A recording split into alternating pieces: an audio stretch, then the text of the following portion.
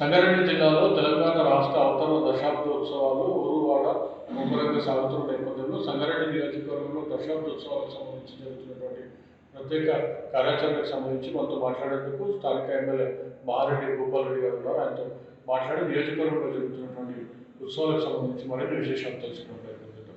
So చెప్పండి, మన నియోజకవర్గంలో జరుగుతున్న ఉత్సవాలకు సంబంధించి మొదట అమ్మా న్యూస్ ప్రేక్షకులందరికీ కూడా నమస్కారం.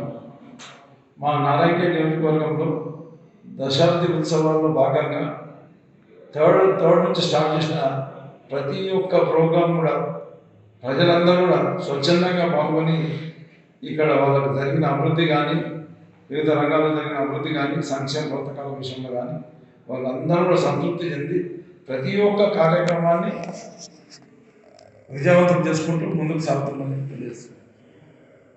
ఇప్పుడు రాష్ట్ర ప్రభుత్వం అనేక సంక్షేమ పథకాలు ప్రవేశపెట్టిన నేపథ్యంలో ప్రతి ఇంటికి సంక్షేమ పథకాలు చేరుంటారు. మీకు ఇప్పుడు దశాబ్దోత్సవాలకు సంబంధించి మీరు ప్రజలు కలుస్తా ఉన్న నేపథ్యంలో ప్రజల నుంచి ఎట్లాంటి రియాక్షన్?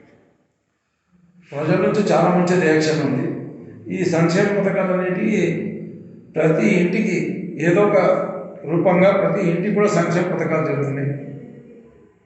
అప్పుడు గతంలోనేమో పొలిటికల్గా బేస్ చేసుకొని అర్హత ఉన్న వాళ్ళకు ఇవ్వకుండా అర్హత లేని వాళ్ళకి ఇవ్వడం కానీ, లేకపోతే ఈ లంచాలు తీసుకొని ఇవ్వడం కానీ, ఆ సంక్షేమ పథకాలు ఉదాహరణకి ఇందిరమ్మ లాంటి ఇల్లు కట్టుకునే కొరకు అవకాశం వచ్చినప్పుడు వాళ్ళ దగ్గరికి వెళ్ళి ఆధార్ కార్డు, రేషన్ కార్డు తీసుకొని ఇల్లు కట్టకుండా బిల్లు లేపుకొని డబ్బులు లీడర్లు కాజేయడం కానీ ఇట్లాంటి పరిస్థితులు గతంలో ఉండేవి.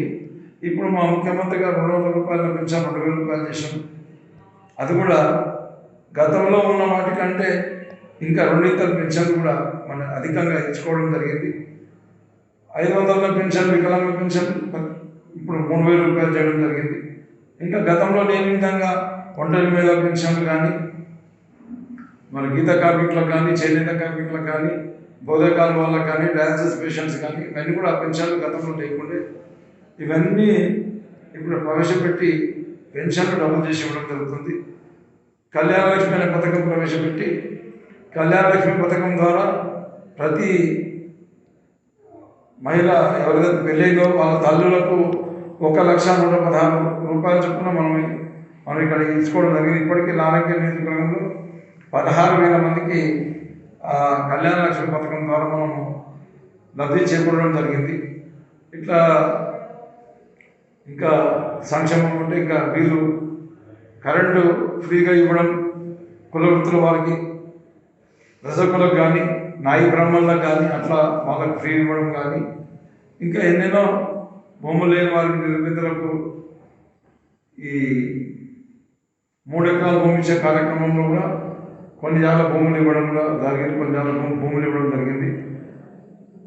ఇంకా రకరకాల సంక్షేమ పథకాలు ప్రజలకు అందజేయడం జరిగింది. అవన్నీ కూడా ప్రజలు చాలా సంతోషంగా ఉన్నారు. అది మహిళల విషయానికి వస్తే వాళ్ళకు మంచినీరు 2-3 కిలోమీటర్లకి వెళ్ళి మంచినీరు తెచ్చుకునే పరిస్థితి గతంలో ఉండేది. ఈరోజు వాళ్ళ ఇంటి వద్దకే నల్లా ఇచ్చి మంచి శుద్ధి చేసిన నీళ్ళను కూడా వాళ్ళకి అందించడం మూలంగా మహిళలు కూడా బాగా సంతోషంగా ఉన్నారు. అదే మాదిరిగా గ్రామాల్లో రోడ్లు లేక ఇబ్బందులు పడుతుంది. ఈరోజు ప్రతి గ్రామంలో కూడా సీసీ రోడ్లు ఏర్పాటు చేసుకోవడం జరిగింది. తాండాలకు కూడా రోడ్లు లేకుండే తాండాలకు కూడా రోడ్లు ఏర్పాటు చేసుకోవడం జరిగింది. ఇక్కడ విద్యార్థులు చదువుకోవడానికి గురుకుల పాఠశాలలు ఇప్పుడు లేకుండా ఇప్పుడు 8 గురుకుల పాఠశాలలు కొత్తగా ఏర్పాటు చేసుకొని వాళ్ళకు మంచి విద్యను కూడా అందించడం జరుగుతుంది. ముఖ్యంగా హాస్పిటల్ విషయానికి వస్తే గతంలో హాస్పిటల్లో డాక్టర్ ఉండేవాడు కాదు. హాస్పిటల్ చిన్నగా ఉండేది. ప్రైవేట్ హాస్పిటల్స్ మాత్రమే నడిచేది. అప్పుడు ప్రతి ఒక్క పేదవాడు కూడా డబ్బిచ్చే వైద్యం తీసుకునే విధంగా, డబ్బిచ్చే చదువుకునే విధంగా గతంలో పరిస్థితులు ఉండేటివి. ఇప్పుడు విద్య కూడా ఫ్రీగా వాళ్ళకి అందరికీ కూడా విద్య కూడా ఫ్రీగా వస్తుంది. అదే మాదిరిగా వైద్యం కూడా ఫ్రీగా వస్తుంది. ప్రతి మండలంలో కూడా సిఎస్సి హాస్పిటల్స్ 2-3 కట్టుకున్నాం. కొత్తగా నారాయణఖేడ్లో 150 పడకల దవాఖాన కట్టుకున్నాం. మాతా శిశువు దవాఖాన 50 పడకలది మండలం కట్టినాం. అంతకుముందు 100 పడకల దవాఖాన కట్టాం. అప్పుడు కనీసం ఒక బెడ్ పైన ఎప్పుడైనా హాస్పిటల్కి వెళ్తే ఒక మనిషి కనిపించేవాడు కాదు. ఇప్పుడు ఎన్ని బెడ్స్ ఉన్నాయి, అన్ని బెడ్స్ ఎప్పటికి కూడా పూర్తిగా నిండి ఉంటున్నాయి. డైలీ 1000 నుంచి 1500 మంది అవుట్ పేషెంట్స్ అంటే వచ్చి జనరల్ వాళ్ళకి ఏమన్నా ఇబ్బందులు ఉంటే డాక్టర్లు పెట్టుకొని మందులు తీసుకొని పోయే పరిస్థితి ఉంటుంది. నారాయణపేటలో అట్లనే దవాఖాన డయాలసిస్ పేషెంట్స్ కూడా ట్రీట్మెంట్ చేసే కొద్దిగా డయాలసిస్ చేయడానికి ఇక్కడ డయాలసిస్ సెంటర్ కూడా ఏర్పాటు చేయడం జరిగింది. ఈ రకంగా రవాణా విషయంలో కూడా గతంలో ఎన్నో తాండాలకు ఎన్నో గ్రామాలకు ఎవరికన్నా వైద్యం విషయంలో ఇబ్బంది వస్తే వాళ్ళకు ఆరోగ్యాలు చెడిపోతే 108 అంబులెన్స్ పోయే పరిస్థితి లేకుంటే 104 అంబులెన్స్ పోయే పరిస్థితి లేకుంటే ఈరోజు మారుమూల తాండాలు కూడా వదలకుండా ప్రతి ఒక్క తాండాకు ప్రతి ఒక్క గ్రామానికి కూడా మన డాంబర్ రోడ్లు ఏర్పాటు చేసుకొని ఈరోజు రవాణా సౌకర్యం కూడా మెరుగుపరచడం జరిగింది. అదే మాదిరిగా గతంలో ఒక మండలం నుంచి ఇంకో మండలం రావాలి, నారాయణపేట హెడ్ క్వార్టర్ రావాలంటే వర్షాకాలంలో ఎప్పుడన్నా వర్షాలు పడ్డాయనుకోండి, ఒక్కొక్క రోజు 2 రోజులు ఆ మండలంలో ఉండే పరిస్థితి ఉండే. ఇక్కడ మొత్తం 30 హై లెవెల్ బ్రిడ్జ్లు కట్టుకొని ఇక్కడ అభివృద్ధి చేసుకోవడం జరిగింది. ముఖ్యంగా మన నారాయణపేట పట్టణం కూడా గతంలో నారాయణపేట పట్టణంలో ఈ క్లీన్లీనెస్ అనేది అస్సలే లేకుండే, తాగునీరు పరిస్థితి అస్సలే లేకుండే. ఈరోజు నారాయణపేటలో క్లీన్లీనెస్ చేసే కొరకని గతంలో ఒక ట్రాక్టర్ ఉంటే ఇప్పుడు నారాయణపేట పట్టణానికి 4 ట్రాక్టర్లు తీసుకుని వచ్చి చెత్త ఎంబడెంబడి తీసేయడం, డంపేర్లు తీసుకుపోయి దాన్ని వేయడము. అదే మాదిరిగా గల్లీలో చిన్న చిన్న సన్నిధాల్లో కూడా పోయి తీసుకొచ్చే కొరకని ఆటోలు కూడా 15-20 ఆటోలు కూడా ఏర్పాటు చేసుకొని ఎక్కడ కూడా చెత్త లేకుండా ఏర్పాటు చేసుకోవడం జరిగింది. మరి మంచినీళ్ళు గతంలో 15 రోజులకు ఒకసారి కూడా మంచినీళ్ళు ఇక్కడ నారాయణపేటలో వచ్చేటివి కావు. ఇప్పుడు రెగ్యులర్గా మంచినీళ్ళు రావడం మూలంగా ఈ క్లీన్లీనెస్ మెయింటైన్ చేయడం మూలంగా ప్రజలందరూ కూడా హ్యాపీగా నారాయణపేట ప్రజలందరూ కూడా హ్యాపీగా ఉన్నారు. కాబట్టి వాళ్ళందరూ సంతోషంతో కులాలు మతాలన్నీ కూడా పక్కన పెట్టేసి అందరూ కూడా ఈ కార్యక్రమాల్లో విజయవంతం చేసే కొరకు వాళ్ళంతా వాళ్ళు స్వచ్ఛందంగా సంతోషంగా పాల్గొనడం జరుగుతుంది. నారాయణపేట సిసి రోడ్డు లేకుండా ఇవన్నీ ఏర్పాటు చేసుకుని ప్రతి ఒక్క రంగంలో కూడా నారాయణపేట నియోజకవర్గం మనకు ముందుకు వెళ్తుందని చెప్పేసి, వ్యవసాయదారుల విషయానికి వస్తే వాళ్ళకి అప్పుడు కరెంట్ ఉండేది కాదు. ఒక మనిషి చనిపోయాడు అనుకో, అప్పుడు కూడా మాలాంటి పెద్దలకు వాళ్ళు ఫోన్ చేసి, సార్ మా ఊళ్ళో ఒక మనిషి చనిపోయాడు, మీరు కొద్ది అధికారులకు చెప్పి మాకు 1 గంట కరెంట్ ఇప్పియండి, ఆ చౌకీలు వచ్చినాక మేము స్నానం చేయాలి కాబట్టి మాకు 1 గంట ఈ టైం నుంచి ఈ టైం వరకు ఇప్పిమని అడిగే పరిస్థితి గతంలో ఉండే. ఇప్పుడు అట్లా కాకుండా గ్రామాల్లో కూడా క్రిమిటోరియంలు కట్టుకొని మరి ప్రతి గ్రామంలో కూడా 24 గంటల కరెంట్ ఇవ్వడం మూలంగా ఎలాంటి ఇబ్బందులు వాళ్ళకి లేవు. మరి వ్యవసాయానికి కూడా 24 గంటల కరెంటు, నాణ్యమైన కరెంటు ఇవ్వడం మూలంగా వ్యవసాయంలో కూడా రైతులు ఎక్కువ ధాన్యం పండించుకొని సంతోషంగా ఉంటున్నారు. మరి ప్రాజెక్టులు కానీ చెరువులు కానీ గతంలో నీళ్ళు ఉండేవి కావు.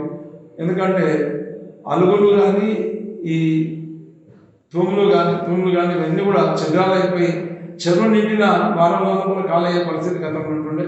మిషన్ కాకతీయ పథకం ద్వారా చెరువులు కుంటలన్నీ కూడా రిపేర్ చేసుకొని అవి ఎప్పటికీ నిండు కుండలాగా ఉండడం వల్ల గ్రౌండ్ వాటర్ టేబుల్ ఒక వైపు పెరిగి ఈ చెరువుల కింద ఉన్న ఆయకట్టు అంతా కూడా స్థిరీకరించుకొని మన అధిక పంటలు పండించుకోవడానికి మనకు అవకాశం కలిగింది. కాబట్టి రైతులు కూడా సంతోషంగా పండించిన ధాన్యాన్ని గతంలో కొనేవాళ్ళు కాదు, ఇప్పుడు పండించిన ధాన్యాన్ని ప్రభుత్వమే మొత్తం ఒక గింజ కూడా వదిలిపెట్టకుండా టోటల్ ధాన్యాన్ని కూడా ప్రభుత్వం కొనుగోలు చేస్తుంది. కాబట్టి వాళ్ళకి ఎంబడే 3-4 రోజులు డబ్బులు వస్తున్నాయి. కాబట్టి రైతులందరూ కూడా ఆనందంగా కాబట్టి రైతులకు సంబంధించిన ప్రోగ్రాంలు చేస్తే రైతులు చాలా ఉత్సాహంగా పాల్గొని నిన్న చెరువుల పండుగ కార్యక్రమం ఉండే, ఏ ఊళ్ళో చూసినా రైతులు ఉత్సాహంగా పాల్గొన్నారు.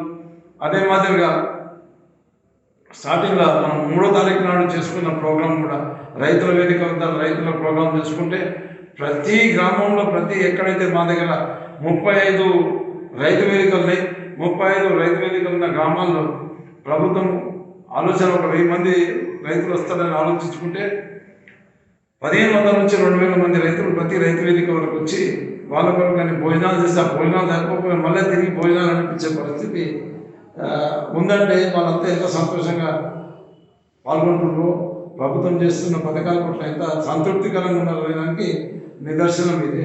ఈ రకంగా అన్ని రంగాల్లో కూడా మనం అన్ని చేసే అన్ని కార్యక్రమాలు కూడా విజయవంతంగా ముందుకు తీసుకెళ్తున్నాం. ఈరోజు కూడా నేను ఎక్స్పెక్ట్ చేస్తున్నా, మనం పిలిపించిన వాళ్ళు తక్కువ ఉన్నారు, స్వచ్ఛందంగా వచ్చే వాళ్ళు ఎక్కువ ఉంటారు. ఎందుకంటే వాళ్ళకు మనం చేకూర్చిన ఈ సంక్షేమ పథకాలు అందించిన సంక్షేమ పథకాల మూలంగా వాళ్ళంతా వాళ్ళు వచ్చే అవకాశాలు చాలా ఎక్కువ ఉన్నాయి. ఈ సీఎం రిలీఫ్ ఫండ్ అనే స్కీమ్ కూడా ఉంది కొత్తగా, అంటే కొత్తది కాదు, పాత స్కీమే. కానీ గతంలో అది పేదలకు అన్ని రాష్ట్రాలాగానే ఉండేది. మా ముఖ్యమంత్రి వచ్చిన తర్వాత పేదవాళ్ళు దవాఖానలు పెట్టుకోవాలంటే దవాఖానలు కట్టించినాం. దవాఖానలలో ట్రీట్మెంట్ సరిగానే ఉంటుంది. అది కాకుండా వాళ్ళకి ఎవరైనా ఎమర్జెన్సీ కేసు ఉంటే ఇక్కడ కాదు, ఎక్కడ హైదరాబాద్ పోతే మంచిగా అవుతుందని వాళ్ళు ప్రైవేట్ దవాఖానలు అడ్మిట్ చేసుకోవడం కానీ, అదే మాదిరిగా మన నిమ్స్ లాంటి దవాఖానలను అడ్మిట్ చేసుకుంటే కూడా ఇమీడియట్గా ఎల్ఓసి అడ్వాన్స్గా వాళ్ళకు డబ్బులు ఇప్పించేసి ట్రీట్మెంట్ చేయించాం.